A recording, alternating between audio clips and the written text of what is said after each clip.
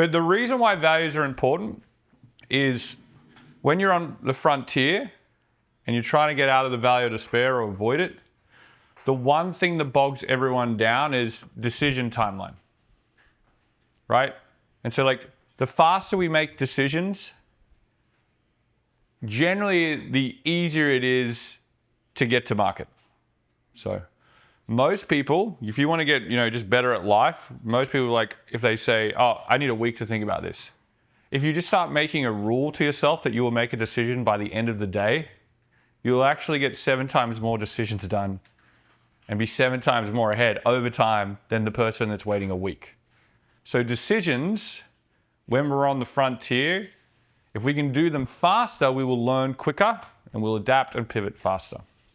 The problem is, how we generally make decisions in business is it's a known problem, or we try to connect it to a known problem.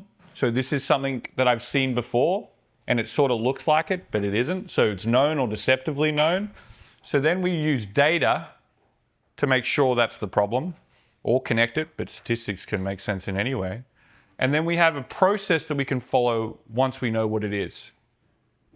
That is fantastic if your business is dealing with the early majority, the systems work, everything's coming together, the business is profitable, you've got market fit, and you are selling a pain-based solution. So there's no need to constantly keep changing and keep leaning into the problem. This model in making decisions doesn't work at all if you're on the frontier. So Danny, for example, yesterday is like, I got all these things coming at me. That is the consequence of trying to use this model or autonomy in its place to overcome decisions. It's like, I'm going to use my previous skills and experience and use this to either define a new process, create a new process, but because the business isn't a system yet, we can get the process wrong. People know and don't really want to work on the process, so they just vent and rather avoid it. And so to unlock that and unlock everyone here to make decisions, we need a model that works when we're dealing with the unknown. Okay? And so when you have an unknown problem versus a known problem where you try to find the root cause, we just go, oh shit, this is an unknown problem. Rather than root cause, it's what direction do we need to head in? Seriously, it's like, do we need to go further in? Do we need to reverse? Do we need to take a step to the right? Do we need to take a step to the left? But data doesn't really allow you to do that. And it makes it too safe and you miss the options. So when we need direction, a better model to make a decision is values. So if we ask ourselves, this is an unknown problem, the solutions that we've come up with, does it get towards our lofty vision? And who do we want to be as we step in that direction? And so is it representative of our values?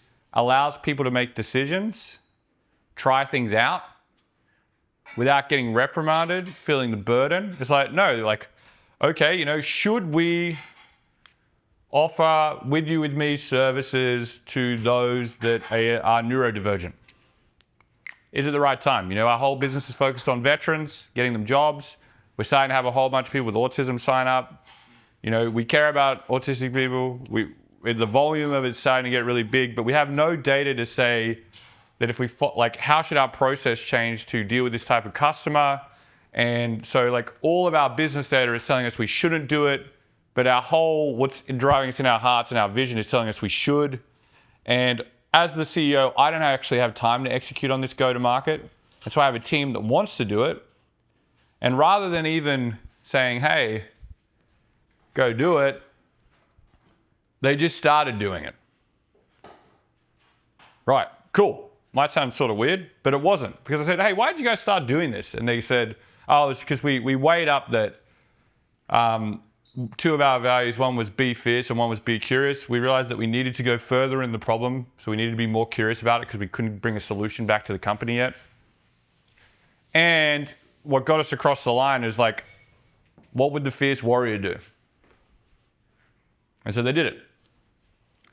That business in itself has got something like 200,000 people with autism and dyslexia, a job that were previously unemployed with a starting salary of 120,000. And it's one of the main reasons we got a deal done with Citibank. So it provided a significant amount of capital to the company, all because of this. And the reason that's really important here is I'm shouting out the time. If they'd followed this, they would have waited for a lot of this to get to this. But because they followed this, we ended up with Citibank. There's probably a high chance, if you look at Citibank's neurodivergent program, that we would have missed it if we followed this. That's just an actual impact of allowing this to happen.